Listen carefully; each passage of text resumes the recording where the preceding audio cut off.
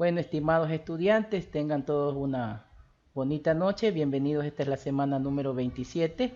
Como saben, soy el licenciado Carlos Hidrobo, docente de la asignatura de Física. Esta semana vamos a tener lo que es el segundo principio de la termodinámica. Pero antes de profundizar en el segundo principio de la termodinámica, vamos a ver unos conceptos previos que nos van a ayudar a comprender más a fondo este principio fundamental. Aquí les he puesto un ejemplo de algunas arquitecturas de máquinas térmicas. Como ustedes saben, en todas estas semanas hemos estado tratando sobre lo que son las variables termodinámicas, sobre lo que son los sistemas termodinámicos, sobre lo que son los principios de la conservación de la energía y transferencia de energía. Habíamos hablado en semanas anteriores el primer principio de la termodinámica, que mencionaba que la energía no se destruye, sino solamente se transfiere o se transforma. Ahí hablábamos de la energía interna, que era igual a la suma del trabajo más el calor.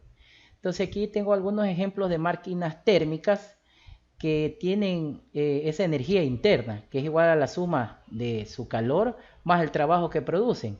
Dentro de esas máquinas térmicas tenemos lo que es un motor de exposición, un motor, ¿no?, de cualquier vehículo, de cualquier carro, que comienza los pistones a moverse y por acción del gas que está dentro de este motor empiezan a moverse, ¿no?, lo que se consume, el combustible, y eso hace que se comienzan a mover cada uno de los pistones dentro del motor, dentro de la caja del motor. Entonces eso tiene un recubrimiento llamado paredes adiabáticas, que son aquellos paredes que no permiten que el calor salga, sino que se conserve dentro de ese sistema termodinámico, que se conserve esa energía interna. Entonces ahí va a haber unas transformaciones de energía, porque de una energía termodinámica, de una temperatura, de una presión, se va a convertir en una energía mecánica que va a comenzar a mover en la parte de abajo del chasis del vehículo lo que es el cardán, y a su vez lo que es los planetarios para que muevan las llantas del vehículo. Otro ejemplo que tenemos de arquitectura de máquinas térmicas, tenemos la que hemos visto, lo que es el aire acondicionado o el calefactor. La diferencia es que este aire acondicionado hace un proceso inverso al proceso tradicional termodinámico. ¿Por qué digo inverso? Porque en el caso del motor, el motor está a una temperatura elevada. En cambio, el aire acondicionado produce una temperatura fría. Entonces aquí ya no hay transferencia de energía, sino más vale hay una absorción de energía térmica. Por eso se dice que es una máquina térmica inversa. Y por eso es que sale a algunos la palabra inverter. Otro ejemplo que tenemos, una refrigeradora, que también es un sistema termodinámico, que tiene paredes adiabáticas, en este caso es ese material recubierto que no permite que salga el frío de la nevera. De igual forma tienen el primer principio de la termodinámica, que la energía interna siempre va a ser igual al calor que tenga ese dispositivo más el trabajo que produzca ese dispositivo, porque ese motor de la nevera también produce un trabajo. Entonces, una vez ya recordado y visto las arquitecturas de las máquinas térmicas, vemos que solamente existen dos tipos de máquinas térmicas en realidad: las que producen transforman energía térmica y las que absorben energía térmica. Entonces solamente tenemos de dos tipos: las que transforman energía térmica y las que absorben energía térmica. Estas máquinas térmicas, en los ejemplos planteados, tenemos lo que es el motor de explosión, la refrigeradora, la bomba de calor. Son unos ejemplos clarísimos de máquinas térmicas. Y se trata de dispositivos capaces de efectuar un trabajo a partir del calor. Lo que ya habíamos mencionado, repetitivo, ¿no?, que a partir de un trabajo, que transforman trabajo a partir de un calor. O sea, la temperatura la convierten en trabajo. Perdón. O bien pueden utilizar el trabajo externo para enfriar o calentar un cuerpo, para absorber o transformar la energía.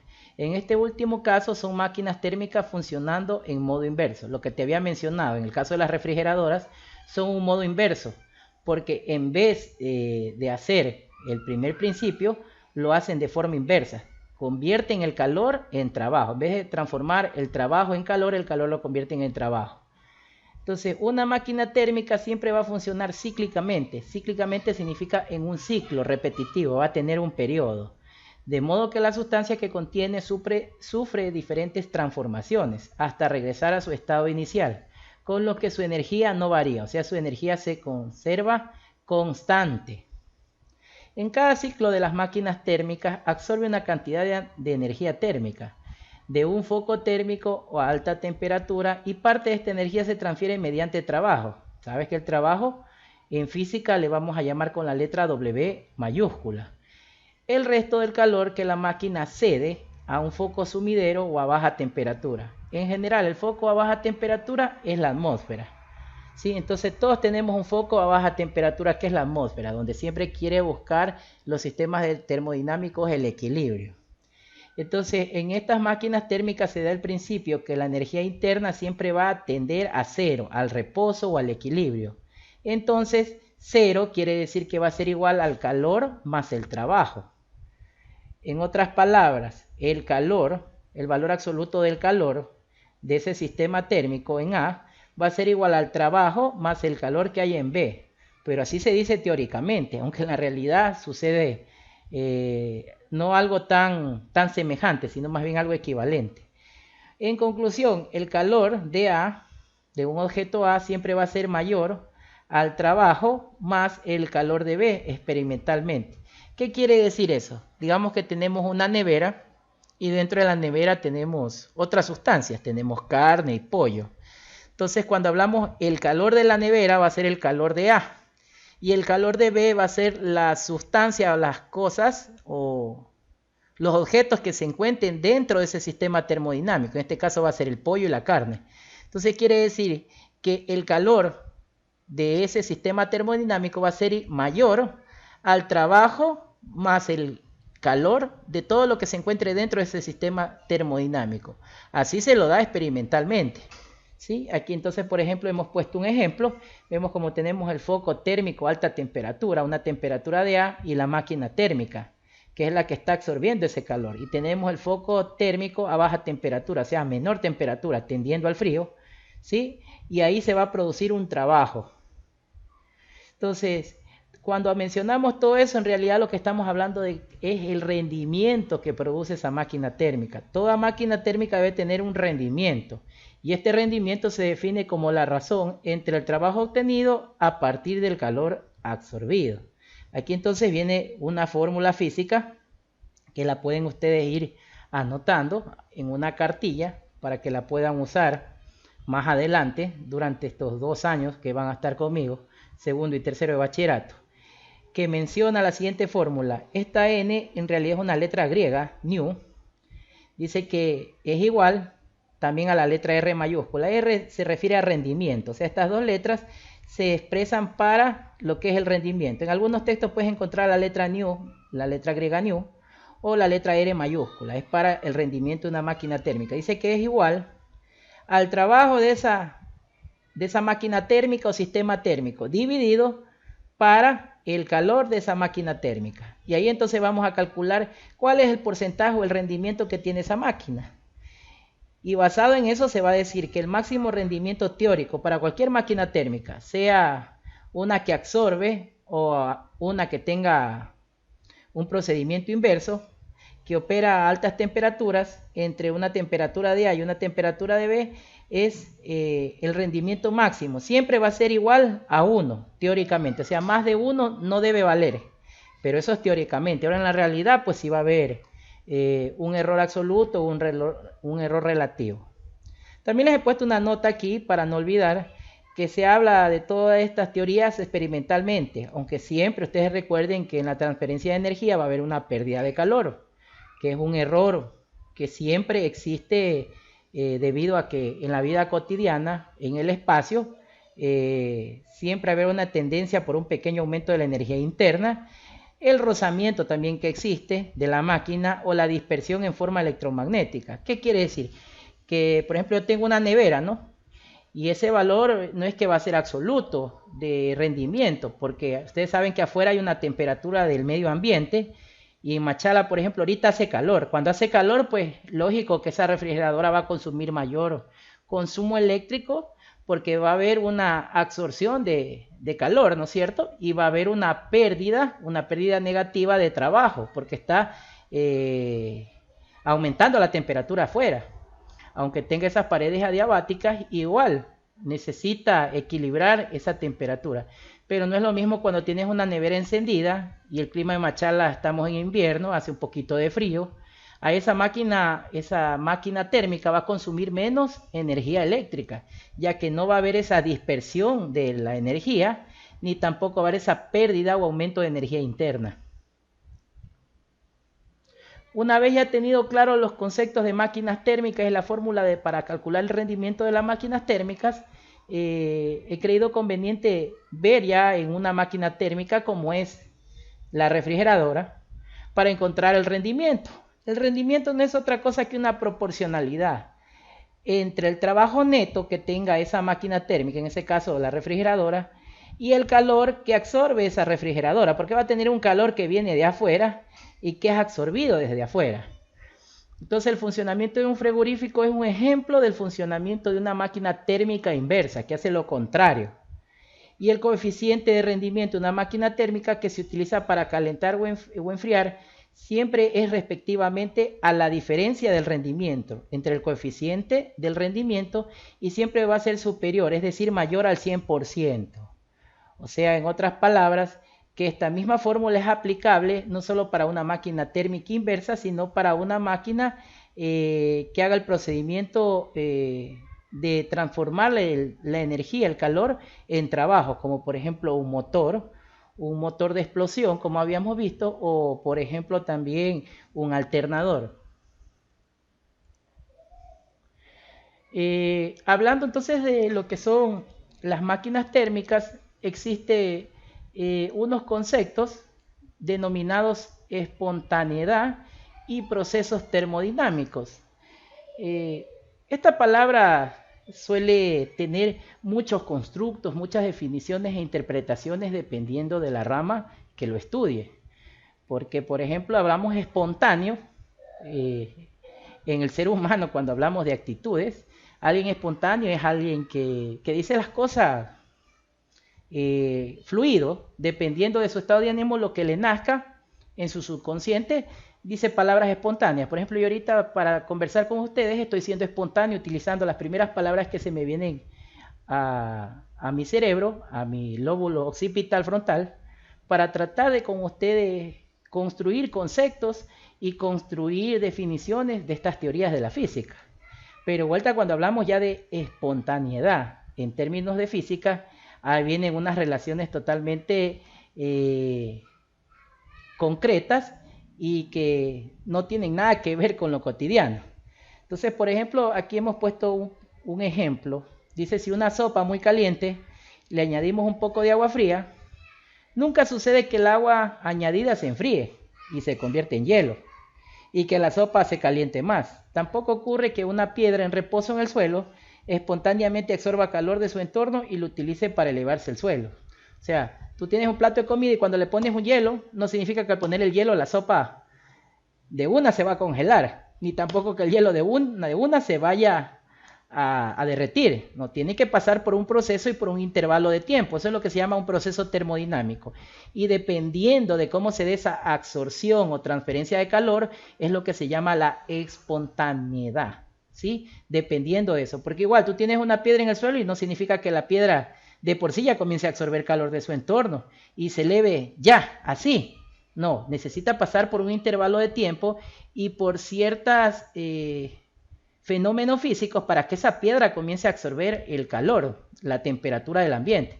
Porque si la piedra está en el techo, pues en un solazo de Machala, pues ahí se va a elevar su temperatura poco a poco, pero no se va a desintegrar, va a llegar a un equilibrio termodinámico. Pero si la piedra la tengo dentro de la casa, pues la piedra no va a tener el mismo calor, más vale lo que va a pasar es que se va a ir enfriando. Entonces el proceso de espontaneidad disminuye. Lo mismo suele suceder en el flujo del calor de menor temperatura hacia mayor temperatura, como el supuesto de la sopa y la conversión total del calor en trabajo. En el supuesto de la piedra cumplirían el primer principio de la termodinámica. Sin embargo, estos fenómenos nunca ocurren en la verdad. en la realidad. Y es verdad, nunca ocurre eso en la realidad. Nunca sucede eso así, a ciencia. Según la ciencia debería suceder eso, pero no sucede eso en la vida cotidiana. Entonces los procesos reales o naturales siempre van a ocurrir espontáneamente en un sentido, mientras que en el sentido opuesto requiere alguna acción adicional o es imposible. Además, todos los procesos reales son irreversibles. En la teoría se dice que pueden ser reversibles, pero ya en la aplicación práctica son irreversibles. No hay cómo dar vuelta atrás. O sea, cuando ya una energía se transfiere o se transforma en otro tipo de energía, ya no hay cómo hacer el proceso de retornar al estado original. No hay cómo, porque ya eso es irreversible. ¿Por qué?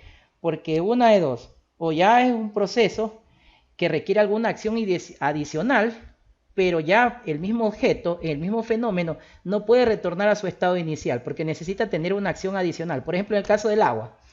El agua está en estado sólido. Cuando está con una temperatura bajo cero, se hace hielo, ¿verdad? Viene el sol y lo derrite y se convierte en líquido, ¿verdad? Llega un punto hasta que ebulliciona y se convierte en gas. Si no existiera fenómenos externos adicionales, ese gas, esa agua convertida en gas, no volvería de nuevo a ser hielo o volvería a ser agua, sino se quedaría ahí como gas y ahí se quedaría para todo el infinito. Pero como se ve afectado por cosas adicionales, en este caso se ve afectado por el ambiente, por el sol, por la temperatura del ambiente, entonces ahí viene el procedimiento irreversible, pero por algo adicional, si no fuera imposible, porque si este mismo hielo lo pusiera en el espacio, no pasara eso, porque en el espacio no hay gravedad y ahí los fenómenos son irreversibles. Entonces los procesos irreversibles se caracterizan porque los estados intermedios por los que pasa el sistema nunca están en equilibrio o no son de equilibrio, nunca llegan al equilibrio. Entonces estos procesos tienen lugar en forma rápida, son irreversibles. Por ejemplo, una explosión, un globo que se deshincha o cuando soltamos sin haberle anudado, entre otros ejemplos. Esos son pues procesos espontáneos. Por ejemplo, estamos en una fiesta, tenemos un globo, es un sistema termodinámico, tiene un gas. Viene alguien con una agujetilla y lo pincha el globo, explota. Ese es un proceso espontáneo, donde hubo transferencia de energía, el gas se transfirió al medio ambiente. Pero el globo no va a volver a su estado original, no, porque el globo ya reventó y el gas se transfirió a otro medio, transformado en otro tipo de energía, y ya no hay vuelta atrás. Entonces, por eso se dice que son procesos reales irreversibles. Vamos ahora que ya hemos visto las máquinas termodinámicas, ya hemos visto las máquinas térmicas, vimos conceptos que hacen referencia a los procesos espontáneos y cómo los procesos son irreversibles. Ahora vamos a ver un fenómeno muy particular que creo que en física también, en química también lo han de haber visto, que es la entropía. Vamos a escuchar este pequeño video sobre la entropía. El universo, todo lo que conocemos y desconocemos, absolutamente todo lo que existe y ha existido jamás, está condenado a una perdición tan lenta como inevitable. O al menos esa es una de las conclusiones a las que nos conduce la existencia de la entropía. Pero, ¿qué es eso de la entropía? Para entender eso vamos a tener que empezar desde la base. Así que como dijo Jack el Destripador, vayamos por partes y empecemos desde el principio. Para explicar el significado de la entropía, primero debemos tener claro lo que conocemos por energía, es decir, la capacidad para realizar un trabajo, y entender cómo se comporta. Esto lo rigen las 4 leyes de la termodinámica, aunque para entender este asunto nos bastará con la primera y segunda ley. Según la primera ley de la termodinámica, la energía ni se crea ni se destruye, solo se transforma. Es decir, independientemente de lo que hagamos, no vamos a poder sacar energía de la nada, ni hacerla desaparecer. Siempre vamos a tener la misma cantidad de energía en el universo, pero aunque la energía no crezca, hay otra cosa que sí lo hace. Aquí entra la segunda ley, que estipula que cualquier proceso termodinámico aumenta la entropía del universo. Pero ¿a qué se refiere con esto? Esencialmente, significa que la energía siempre tiende a dispersarse. Por ejemplo, si tienes dos cuerpos contiguos, uno caliente y otro más frío, ambos cuerpos van a tender a equilibrar la temperatura del sistema que forman. La energía de calor se va a dispersar. Si tienes un refresco con hielos, lo normal sería que el refresco se enfriara y los hielos se derritieran. Al igual que una pelota que está rebotando contra el suelo, dejará de moverse con el tiempo. Por eso decimos que la energía, siempre que puede, tiende a dispersarse, y a la magnitud que mide esa dispersión la llamamos entropía. Pero es posible que esa dispersión no ocurra. Volvamos a los dos cuerpos de antes. En el cuerpo frío las partículas se moverán lentamente y en el caliente más rápido. Pero eso solo es la velocidad media de las partículas, lo que quiere decir que en el cuerpo caliente habrá unas pocas partículas que se moverán despacio, y en el cuerpo frío otras pocas que se moverán más deprisa incluso que las del otro cuerpo. Ahora bien, imaginad que al juntar los dos cuerpos lo hacemos por una pequeña puerta que puede abrirse y cerrarse, y le damos la capacidad de controlar esto a una pequeña criatura a la que llamaremos demonio. Imaginad que a este demonio fuese capaz de visualizar todas las partículas y solo dejara pasar del cuerpo caliente al frío las partículas lentas y del frío al caliente las partículas rápidas. Si el diablillo hiciese esto por un rato, lo que nosotros veríamos es que al juntar los dos cuerpos, el frío se enfriaría más y la temperatura del caliente aumentaría. Por lo que en estos dos cuerpos la entropía habría disminuido. A este experimento mental se le conoce por el nombre del demonio de Maxwell, pues fue él quien lo postuló, y su existencia nos lleva a la conclusión de que para combatir la entropía se necesita trabajo. Pero el que la entropía pueda menguar, ¿no contradice la segunda ley de la termodinámica? La respuesta es no, ya que aunque el nivel de entropía de estos dos cuerpos ha disminuido, ese trabajo aumenta la entropía en otro lugar del universo. Evitar que la energía se disperse, dispersa la energía en otro lugar. Por eso es que el nivel de entropía del universo sube y sube sin parar. Aunque no exactamente de esa forma, hay sistemas que mantienen el orden en su interior, sin que su entropía crezca. Por ejemplo, los seres vivos. Pero esto lo hacen a costa de aumentar la entropía del exterior, así que no violan la segunda ley. Hay más ejemplos de esto, como cristales que mantienen el orden aun cuando se les da energía, o estructuras disipativas que solo existen y se mantienen cuando están recibiéndola, pero tampoco desobedecen la segunda ley. Ahora bien, si la entropía del universo no para de aumentar, y si al tratar de disminuirla en un sitio solo conseguimos aumentarla en otro, ¿a qué nos llevará todo esto? Bueno, cuando la energía está en equilibrio, aunque siga existiendo, no la podemos usar para hacer ningún trabajo. Y para desequilibrarla necesitamos más energía. Es como una pila, hay energía en un lado, pero en el otro no.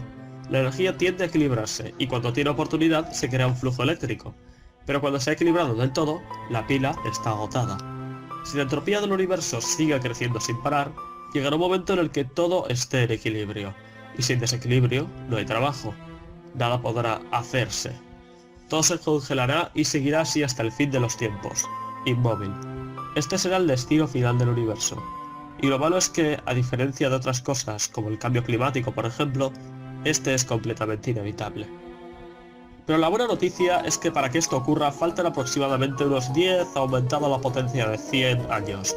Y para entonces estaremos todos fiambre, así que no debería preocuparnos. Espero que os haya resultado interesante y hayáis aprendido algo. Hasta otra. Está muy claro entonces el video de la entropía, ¿no? Eso nos pone también, nos da a meditar que la entropía no solo tiene que ver con los procesos termodinámicos, sino más bien ya es un principio descubierto por el demonio, por el físico Maxwell, llamado el demonio de Maxwell, ya que la entropía no es otra cosa que cuando tenemos sistemas termodinámicos, la energía o el calor siempre tiende a dispersarse o a equilibrarse, pero dependiendo del tiempo que se demora, esta entropía puede ser mayor o menor. Y si utilizamos agentes adicionales para disminuir esa entropía, no significa que esa entropía está disminuyendo, sino que aunque disminuye en ese sistema termodinámico, se va a ver afectado en otra parte del universo. Y es lo que pasa aquí en la Tierra, por ejemplo. ¿Qué pasa? Aquí ahorita en Machala estamos con un calor. ¿Y a qué se debe? Porque en otros países existe abundante contaminación, transformación de diferentes tipos de energía, queman basura, la contaminación. Entonces eso hace cambios climáticos en la entropía de nuestro sistema y lo que contaminan otros, la consecuencia la recibimos nosotros. Y nosotros también, lo que hacemos aquí, las consecuencias se van a ver en el otro lado del planeta o en otro lado del universo. Ese prácticamente es el principio de la entropía, que no solo es un principio de la termodinámica o en sí de la física, sino que es un principio universal, casi la mayoría de las asignaturas, que cuando uno llega a conocer a fondo uno lo pone a preocupar, ya que eso nos lleva a la teoría de la relatividad de Albert Einstein, que nos menciona del universo, que lo que pasa aquí, las consecuencias se van a ver en otra parte del universo. Y en algún momento va a llegar el universo que su entropía va a llegar o va a tender a cero, o sea, todo va a tender al reposo, todas las energías se van a dispersar y va a llegar el equilibrio absoluto. Y cuando pase eso, ¿qué va a pasar? Ya las estrellas no van a dar luz, el universo se va a oscurecer totalmente y vamos a dejar de existir. Pero como dice el video, la investigación, nos falta 10 elevado al exponente 100 para que suceda eso. Pero todo eso está en teoría. Aunque la NASA y muchos físicos están tratando de investigar cómo evitar de que la entropía pase exageradamente, sino tratar de reducir. Y por eso es que la Organización de Naciones Unidas está tratando de esto del calentamiento global y de evitar la contaminación y reducir la contaminación y de hacer todas las ciudades sostenibles e inteligentes para vivir en una comunidad un poco más, ¿cómo es que se dice? Preservando el medio ambiente.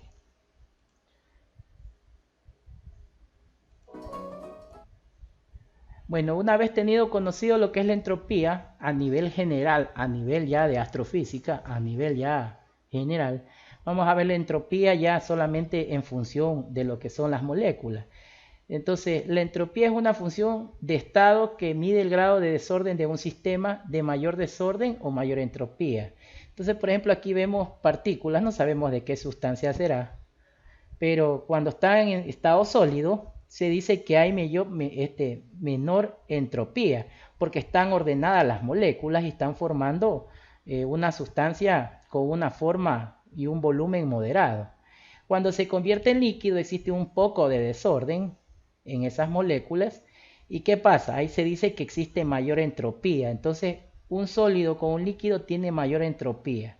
Y cuando se convierte ya en algo gaseoso, las moléculas se dispersan por el espacio. Entonces se dice que ha aumentado o es mayor la entropía de esa sustancia que conforman esas partículas. Y miren, aquí también tenemos un ejemplo donde dos recipientes, el recipiente 1 y el recipiente 2. El segundo recipiente tiene mayor entropía porque existe mayor desorden de las moléculas. Aquí vemos diferentes partículas, no sabemos de qué serán partículas, están unas de color azul, otras de color naranja. Puede ser que las unas sean partículas de hidrógeno, las otras sean partículas de carbono. No sé qué tipo de sustancia estén formando en ese émbolo. Pero un émbolo tiene mayor entropía que el otro, porque tiene mayor desorden a nivel molecular. Entonces, para cuantificar la pérdida de la calidad asociada a las transformaciones energéticas, se define una magnitud extensiva denominada entropía. La entropía, entonces, en física le vamos a denominar con la letra S mayúscula, que es una magnitud, que lo que hace es medir la transformación de la energía y la pérdida de su calidad asociada, o sea, que esté en orden o que esté en desorden. Entonces, los procesos espontáneos se caracterizan porque en el estado final el sistema tiene menor capacidad de producir un trabajo útil que en el trabajo inicial. Se dice entonces que la energía se ha conservado, pero que no ha perdido la calidad. Entonces, si no ha perdido la calidad, significa que ha habido menor entropía. Entonces, cuando más ordenados están en la materia y la energía de un sistema, menor es su entropía. Así pues, en general, un sólido tiene menos entropía que un líquido y este tiene menos entropía que un gas. Lo que ya representa el gráfico. Este gráfico es clave para comprender el principio de la entropía o el segundo principio de la termodinámica. ¿Sí? El segundo principio de la termodinámica básicamente hace referencia al concepto de la entropía de las cosas, la entropía del universo. Entonces la entropía de un sistema no depende solo de la temperatura, de una variable termodinámica, sino también depende de otras variables termodinámicas, por ejemplo como el volumen o la presión. Recuerden que en clases anteriores que vimos que en los sistemas termodinámicos, dentro de los émbolos, existían otras variables asociadas a las variables termodinámicas como el volumen, la presión, incluso el calor absorbido, que eso provocaban que estas partículas se comiencen a dilatar y a moverse y a separarse.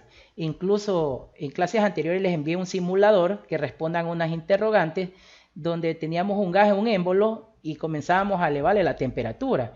Y a mayor temperatura las moléculas comenzaban a vibrar, a moverse y a dilatarse. Y a menor temperatura comenzaban a relajarse, a ser más espontáneas y a tratar de buscar el equilibrio y solidificarse hasta convertirse en una sola estructura. ¿Sí? Entonces es básico esto de la entropía. Yo creo que con eso está muy claro y no hay que hacer un feedback ni ninguna retroalimentación. Ahora vamos a ver lo que es el cálculo de la entropía. El cálculo de la entropía de un sistema es muy complicado debido a que existen diferentes fenómenos físicos asociados a este cambio de la entropía o variación de la entropía, ya que es un proceso que se puede calcular con una expresión. Esta expresión en física o en matemáticas se la usa. Se dice que la diferencia de entropía siempre va a ser igual al calor reversible dividido para la temperatura. ¿Qué quiere decir? Que podríamos calcular la entropía solamente en máquinas o en sistemas termodinámicos donde sea reversible cambiar su estado inicial. Porque si ya no hay cómo cambiar su estado inicial, no podemos calcular la entropía. Por ejemplo, cuando un globo se revienta, no podemos calcular la entropía, porque ya no es reversible ese proceso de que el globo lo volvamos a hinchar. Ya no podemos, porque ya su estructura se ha expandido totalmente por el espacio y ya está dispersado. No podemos ahí hacer un proceso reversible. Pero, por ejemplo, sí pudiéramos hacer con las sustancias. Por ejemplo, el agua, cuando la tenemos a una temperatura está en líquido, pero si cambia su temperatura, su calor, disminuye, ¿qué pasa? De nuevo se solidifica. En este caso su calor va a ser reversible y va a cambiar su temperatura en grados Celsius o en grados Fahrenheit. En este caso vamos a cambiar y jugar con su entropía. Entonces la variación de la entropía es un proceso en donde el cociente entre el valor del calor transferido al sistema de forma reversible y la temperatura absoluta T, a la que tiene lugar esta transferencia, donde se da el proceso de absorción o transferencia de energía. Entonces hay que tener en cuenta que al añadir energía térmica a cualquier foco térmico, se le transfiere desorden y su entropía aumenta. En español, me voy a la cocina a freírme un huevo, tengo el sartén y prendo la llama del sartén. Si dejo por mucho tiempo ese aceite calentando, a lo que yo ponga el huevo, ¿qué va a pasar? Va a pasar un proceso espontáneo irreversible, porque existe mayor desorden en su entropía, porque ha absorbido demasiado calor y el huevo no lo va a poder freír. Incluso se me va a prender el sartén y se me va a quemar ese aceite. ¿Por qué? Porque ahí existe un desorden, aumenta y el proceso es irreversible. Ya el foco térmico no puede absorber más sustancia, no puede llegar al equilibrio térmico. Pero en cambio, si pongo la llama a una temperatura adecuada y más o menos calculo a qué temperatura voy a tener el aceite calentando y frío el huevo va a comenzar a absorber calor y va a ir cambiando su entropía, va a ir aumentando y me va a permitir freír el huevo. Y el aceite va a tener un proceso reversible, porque el aceite va a poder cambiar su temperatura y volver a su estado original. Entonces, aunque el aceite esté, las partículas moviéndose y con un mayor desorden, sin embargo el huevo no ha perdido su estructura, ¿sí? Porque tiene la capacidad de absorber la misma cantidad de energía por medio del calor. Entonces el aumento de entropía en ese ejemplo es mayor en el foco y menor de temperatura, porque la diferencia de entropía siempre va a ser igual al calor reversible sobre la temperatura. Entonces se dice que la energía del foco de mayor temperatura es de mayor calidad que el de foco de temperatura inferior. Y lógico, el foco de calor de la temperatura del aceite del huevo va a ser mayor y de mejor calidad que el mismo del huevo al momento que lo pongo en el aceite. ¿Por qué? Porque el aceite ya está absorbiendo calor de la llama y lo está haciendo de una forma equilibrada en un intervalo de tiempo constante. Entonces yo podría decir que está teniendo ahí un proceso isobárico, donde mantiene una temperatura de aumento constante, ¿sí? Para yo poder freír el huevo. En cambio, cuando yo pongo el huevo de imprevisto, tengo que calcular que tenga una temperatura de equilibrio que sea reversible, porque si está demasiado, el huevo se me puede quemar y puede cambiar su estructura y las partículas salir volando por el espacio. Yo termino quemándome con el sartén. Entonces, ese es un ejemplo clarísimo para poder comprender el cálculo de la entropía. Entonces, llamamos proceso reversible aquel que puede invertirse sin dejar cambios en el sistema ni en el medio, o sea, en la estructura. En la realidad, los procesos completamente reversibles no existen, pero son idealizaciones útiles, tal como los gases ideales son útiles para el estudio de los gases reales. No hay que confundir los procesos reversibles con los procesos muy lentos, cuasi estáticos, que pueden ser reversibles o irreversibles. Entonces no hay que confundir con lo que pasa en la teoría con lo que pasa en la realidad, porque existen procesos que son muy lentos en la realidad. y donde no puede darse eso de ser reversible o irreversible. Entonces, ya una vez tenido ejemplificado, conociendo lo que son las máquinas térmicas, conociendo lo que es la entropía, ya podemos hablar del segundo principio de la termodinámica. El video ya nos lo explicó. Para mí, el segundo principio de la termodinámica es que todo proceso espontáneo aumenta la entropía del universo.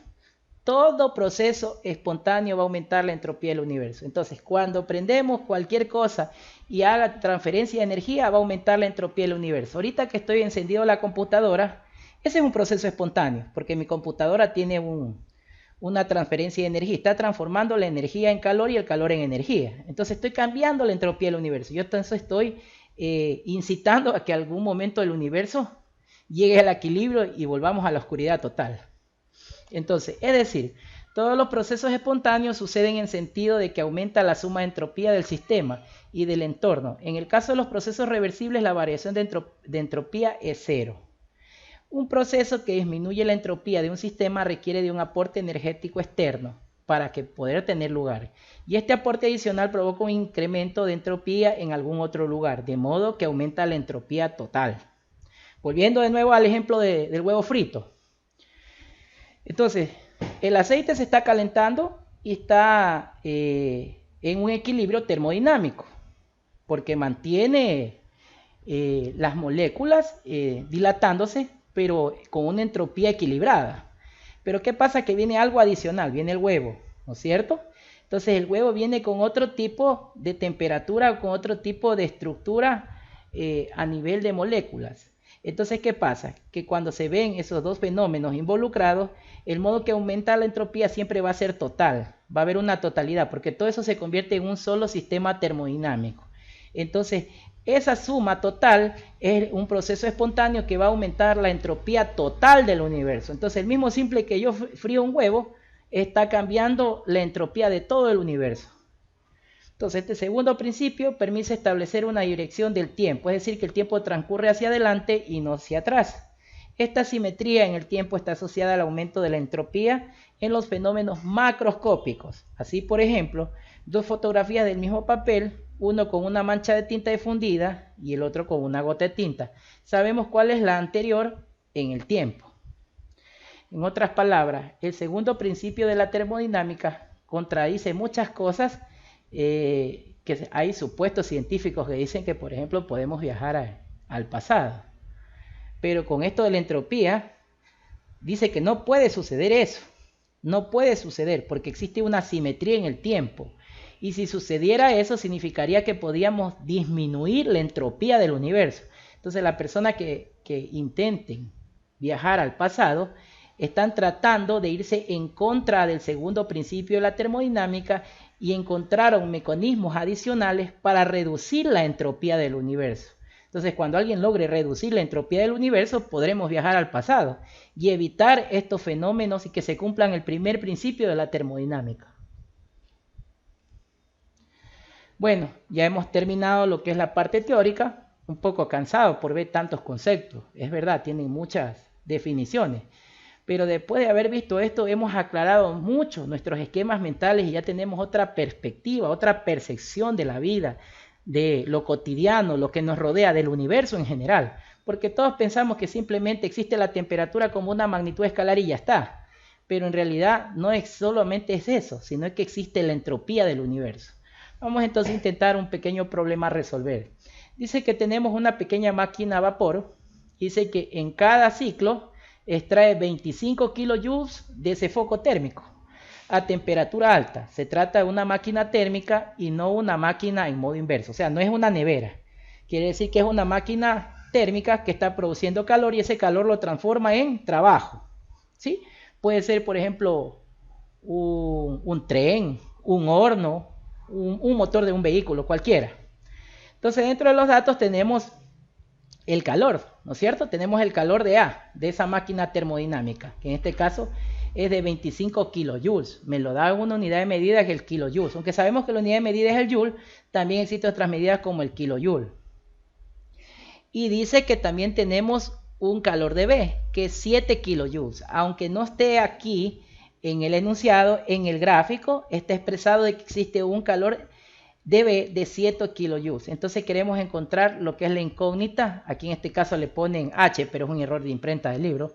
En realidad es la letra R mayúscula o la letra new griega, que es para encontrar el rendimiento de esta máquina, para saber cuál es el rendimiento que tiene.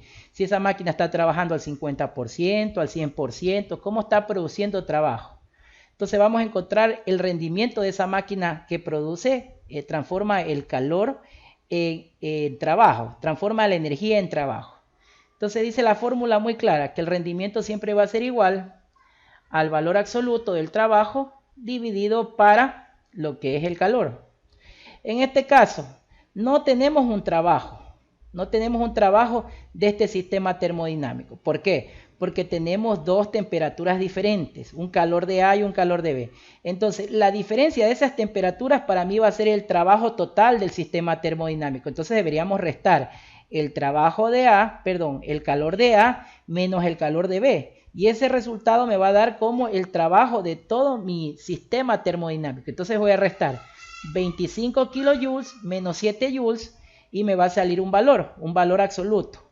Y ese valor que me salga lo voy a dividir para 25. Entonces, ese valor, al momento de dividir y convertirlo en porcentaje, me sale que el rendimiento de mi máquina es de 72%. Está trabajando al 72%. De repente, si disminuye el calor de A o aumenta el calor de B, en algún momento va a estar trabajando al 100%, ¿sí? Y con esto en la comprobación voy a obtener que el rendimiento obtenido es menor al 100%, como corresponde a una máquina térmica. Entonces estoy comprobando que efectivamente es una máquina térmica, porque donde sea menor al 100% no es una máquina inversa, sino una máquina térmica. Cuando ya es mayor al 100% quiere decir que estoy trabajando en modo inverso. Ya me tocaría trabajar con otra fórmula física. Y con eso he resuelto mi pequeño problema, que aparentemente es complicado, porque no tiene uno en primera instancia todos los conceptos de la termodinámica. Pero cuando uno ya tiene claro toda la película, se le hace muy sencillo hacer una resta y una división. También les he planteado un problema 2.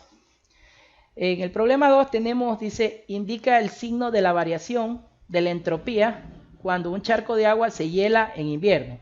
Digamos que vivimos en el Polo Norte, y estamos viendo que la temperatura está aumentando y un charco se comienza a solidificar y a hacerse hielo. Entonces quisiéramos saber cómo indicar el signo de esta variación. Entonces para eso vamos a tener una pequeña comprensión. Entonces, cuando hablamos de la presión del aire sabemos que es un atm, una atmósfera, y que el agua se hiela o se comienza a solidificar a 0 grados centígrados. Cuando cualquier cosa llega a los 0 grados centígrados, el agua comienza a solidificarse o a ceder calor al medio, transferir calor al medio y comenzarse a aparecer el hielo. Ahorita en España está comenzando a caer nieve. ¿Por qué? Porque la temperatura está a menos de 0 grados centígrados. Entonces empiezan las cosas a congelarse. Entonces en resolución, el agua cede calor. Entonces el calor va a ser menor a 0, por lo que su variación de entropía va a ser negativa. Queda en un estado más ordenado, ¿sí? En otras palabras, la entropía de un charco de agua va a ser negativo. ¿Por qué? Porque conserva su estructura molecular y sus partículas están en forma ordenada, no dilatándose, sino llegan al reposo y se solidifican. Pero en cambio, si fuera verano y el hielo, en vez de congelarse el agua, comienza a derretirse, va a tener una entropía positiva. ¿Por qué? Porque comienza el hielo a convertirse en agua y después incluso hasta evaporarse, a convertirse en gas. Entonces, en este ejemplo se dice que el medio va a recibir el calor del agua. Así el calor es transferido al medio y es positivo, ¿sí? Por lo tanto, su variación de entropía es positiva. Y al ser de temperatura del medio menor que el agua, el aumento de entropía del medio supera la disminución de la entropía de agua. Entonces la comprobación es que la variable entropía total del universo es positiva, como corresponde a un proceso espontáneo, según el segundo principio de la termodinámica. Entonces hay que recordar, todo el universo tiene una entropía positiva, ¿sí? Una entropía positiva. Si fuera negativa, entonces ya no sería un proceso espontáneo. Entonces, don Wellington, ¿hasta ahí tenemos alguna pregunta? ¿O estamos todos claros por ahí? Una pregunta, no sé si sea otro, o sea, no hay preguntas tontas, sino tontas que no preguntan, ¿no es cierto? Usted con su estudio que lleva, ¿qué tesis avanzado? ¿Usted cree que algún día llegaremos a viajar al pasado? O sea, me gustó esa parte, me gustó muchísimo. ¿Usted qué dice, profesor? ¿Sí Verá, llegaremos algún día a viajar al pasado? tu pregunta no es que no sea válida, todas las preguntas tienen razón. Hay veces ese es un problema que tenemos la sociedad, que hay veces decimos, incluso hasta yo antes decía, ¿por qué si yo hago el bien, estoy obrando bien, me pasan cosas malas? Uno dice así, pero es que uno no hace las cosas porque quiere que uno tener un beneficio, uno hace las cosas bien porque debemos hacer las cosas bien, y la gente hace las cosas mal porque las cosas hacen mal. Entonces, la física, las leyes son muy claras, pero sin embargo, ya en la actualidad, ya hay físicos que están tratando de demostrar que esas leyes ya no se cumplen. Entonces, uno de esos físicos ya falleció, pues, Stephen Hawking, el que andaba en la silla de ruedas, y él decía que ya había encontrado una fórmula para viajar y superar la velocidad de la luz. Entonces, al momento que tú logras superar la velocidad de la luz, quiere decir que ya no va a haber entropía del universo y que tú prácticamente podrías ir hacia atrás o ir incluso mucho más hacia adelante. Pero en papel puede suceder muchas cosas, pero ahora la realidad están fenómenos externos asociados, como los errores absolutos que puede haber en los fenómenos, por ejemplo, como el roce, como la temperatura ambiente, como la gravedad, muchas otras magnitudes físicas que existen. Porque por más que yo construya una máquina que logre hacer eso, necesito romper las barreras y romper algunas leyes. Algunas leyes. Entonces, en la actualidad no existe todavía esa posibilidad, no existe todavía la posibilidad. Pero como vemos que la información y la tecnología está avanzando exponencialmente, yo pienso que en algún momento se va a lograr hacerlo, en algún momento. Ahora no, a lo mejor alguna generación mía o la tuya, de la tuya, segunda, tercera, cuarta, quinta, sexta, no sé qué generación puede que logren hacer eso. Pero basándonos en lo que se puede hacer y se puede mostrar, cada día estamos más cerca, cada día estamos más cerca. Por eso es que las Naciones Unidas siempre busca esto de la teoría de la sostenibilidad y tiene esto de buscar reducir la contaminación, invierten en tecnología, se van al espacio. Es porque saben que en algún momento nuestro planeta se va a destruir y nos va a tocar migrar a otro universo, a otro planeta. Incluso cuando se llegue a hacer eso, en algún momento vamos también a consumir ese otro planeta, porque somos campeones en transferir energía y hacer entropía del universo, y nos va a tocar también ir a otro universo. Y en algún momento, como dice el mismo cálculo, en algún momento, en 10 elevado a la 100, todo va a desaparecer. Pero ya te digo, si algún día se logra hacer tu propuesta, que es válida y no es que estés mal, no, nada está mal, porque puede ser que de repente tú de aquí a unos años logres demostrar y construyas algún medio para hacer eso que tú propones y nos dejas locos a todos. Alguna vez a Albert Einstein lo creían loco cuando en Ginebra se reunía el sistema internacional para declarar las magnitudes y comenzó él a hablar de muchas magnitudes que la gente no conocía. Entonces él en papel les demostró todo en la pizarra y él lo creían loco porque todo el mundo en ese tiempo no creía la teoría de la relatividad, ni creían que el universo, todo el mundo creía, por ejemplo, que la Tierra era redonda, y la Tierra no es redonda, es elíptica, que no es una circunferencia. Segundo, no creían que estaba achatada en los polos, ni sabían que existía la gravedad, que la gravedad era lo que permitía que la Tierra gire sobre su propio eje y que nos mantenga a todos sobre la superficie de la Tierra, porque si no tuviéramos gravedad, nosotros estuviéramos volando por el espacio y nuestra entropía no fuera positiva, no fuéramos una estructura sólida, estuviéramos todos dispersados, las moléculas y todas las estructuras por el aire, volando en el infinito y más allá, y no hubiera la vida. Porque tú sabes que no puede haber la vida donde existe una mayor entropía, donde las estructuras de los diferentes objetos, moléculas, partículas, átomos que conforman estructuras no estuvieran en un equilibrio, estuvieran dispersadas y no formaran estructuras como las que tenemos en la actualidad, como el ser humano, como tenemos el aire, el agua, ¿sí? Entonces, es una teoría válida que ya una persona estaba, decía que ya tenía, pero lastimosamente dejó este mundo, y me imagino que algún rato todas sus teorías y todo lo que tenía, sus investigaciones en su computadora han de salir a la luz. Alguna vez se le acuñó la teoría a Thomas Edison, de que supuestamente él uno de los padres de la electricidad y el magnetismo, hasta que pasaron los años, se reunió el sistema internacional, y ahora resulta que todo eso le otorgan la validez al señor Tesla, a una persona que es de Europa, que en realidad él ha sido el que ha descubierto todo y que había sido un súbdito de este señor, y que simplemente el gobierno estadounidense ha cogido todos estos escritos para acuñarle estas teorías al señor. Pero siempre existe esa discrepancia de que yo inventé, tú inventaste y esto.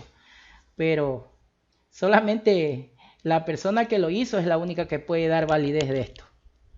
Pero ya te digo, en algún momento se puede dar, hasta menos que alguien demuestre lo contrario. ¿Alguna otra pregunta más, Wellington, que tengas? No, profe, muy claro. Listo, vamos entonces a continuar. Me parece que ya faltan 2 diapositivas más y concluimos la sesión. Aquí tenemos un tercer problema. Ya el tiempo se nos ha extendido mucho. Te lo voy a dejar aquí para que tú en casa lo resuelvas. Es un problema para poder calcular el cambio de la entropía en una máquina térmica. Esta máquina sí es reversible. Entonces, como es reversible, me imagino que debe ser que trabaja con mecanismo inverso. Debe ser una refrigeradora o un aire acondicionado. Y aquí vemos 2 diferentes tipos de temperatura, una temperatura A y una temperatura B en el foco. Y aquí vemos el sistema y el mecanismo que está provocando un trabajo. Me imagino que esto comienza a girar y provoca un trabajo. El ejercicio aquí está resuelto. Aquí lo que te tocaría es simplemente tú con lápiz y con calculadora ir comprobando que los valores que van saliendo son válidos, e ir comprobando el primer principio de la termodinámica y el segundo principio de la termodinámica, más el segundo principio, que es el cálculo de la entropía. Como aquí vemos, la variable S es para calcular la entropía total. ¿Por qué hablo de una entropía total? Porque debe haber una entropía de A y una entropía de B. Entonces, la suma de esas 2 entropías debe ser una entropía total, ¿sí? Entonces, dependiendo si un objeto está absorbiendo o está transfiriendo carga, como ya habíamos visto en clases anteriores, que cuando pierde tiene un signo y que cuando absorbe tiene otro signo. Entonces, dependiendo de eso, le vas a poner signo menos o le vas a poner signo más. Porque en física necesitas conocer las teorías para poner el signo. No es como en las matemáticas, que tú en matemática tú dices, bueno, menos por menos me da más y punto. En física no. En física tú tienes que saber qué fenómeno está pasando y tú le pones el signo a la magnitud. Por eso es que las personas que conocen un poco de la matemática, cuando se introducen en la física, dicen, ¿y de dónde me sacas ese signo? Por ejemplo, aquí me van a decir, ¿por qué aquí sale menos 500 joules? Si el ejercicio dice 500 joules, y un matemático te va a discutir, no, ahí dice 500 joules, son 500 joules. Pero resulta que ese menos es porque esa temperatura del objeto A está transfiriendo calor al sistema. Entonces, cuando transfiere calor al sistema, va a haber un trabajo negativo. Entonces, tenemos que ponerle un signo negativo. Y cuando pasa lo contrario, está enfriando, está ganando vuelta energía térmica, ahí en cambio le vamos a poner un signo positivo. Por eso es que desde la tutoría número 26 estamos viendo puros conceptos para poder comprender la termodinámica y sus 2 principios. Sabemos que existen 4 leyes de la termodinámica, pero nosotros en física nos interesa solo conocer 2, la ley 1 y la ley 2. La ley 1 que dice que toda energía se transfiere pero no se destruye o se transforma, básico. En otras palabras, el calor puede convertirse en trabajo, el trabajo puede convertirse en calor. Y que todo sistema va a ser igual a la suma del calor más la energía, más el trabajo. Y la segunda ley de la termodinámica, que habla de la entropía, que es algo fácil, que siempre cuando aumenta la entropía en otra parte del universo va a aparecer la entropía. Y eso es básico para cualquier fenómeno físico, cualquier sustancia, en cualquier parte del mundo, en cualquier parte del universo, siempre se va a cumplir estas 2 leyes. Entonces eso te quedaría como tarea. Bueno, no te la voy a revisar en el portafolio. Si tienes tiempo, revísala, ya que te va a quedar como un problema en clase. Si no, por cuestiones del tiempo, ya tenemos 56 minutos aquí conversando. Y te voy a dejar unas pequeñas preguntas para que reflexiones. En casa te vas a leer toda la ficha pedagógica y vas a reflexionar tratando de buscar una respuesta en base a lo aprendido. Te vas a tratar de responder con tus propias palabras, vas a construir con tu cabecita tu propia idea, tu propio concepto, tu propia definición, tu propia concepción, tu propia razón, tu propio teorema, tu propio postulado, tu propio concepto de por qué se dice que el trabajo es la transformación de la energía de forma ordenada, mientras que el calor es la transmisión de energía en forma desordenada. Y la clave para responder a esta pregunta es la entropía. Eso te va a ayudar a comprender. Entonces, ¿por qué se dice que el trabajo es la transformación de energía en forma ordenada, mientras que el calor es la transmisión de energía en forma desordenada? Una buena interrogante. Y vamos a debatir en tu contexto en relación a la física y la química con otras áreas del conocimiento y la tecnología.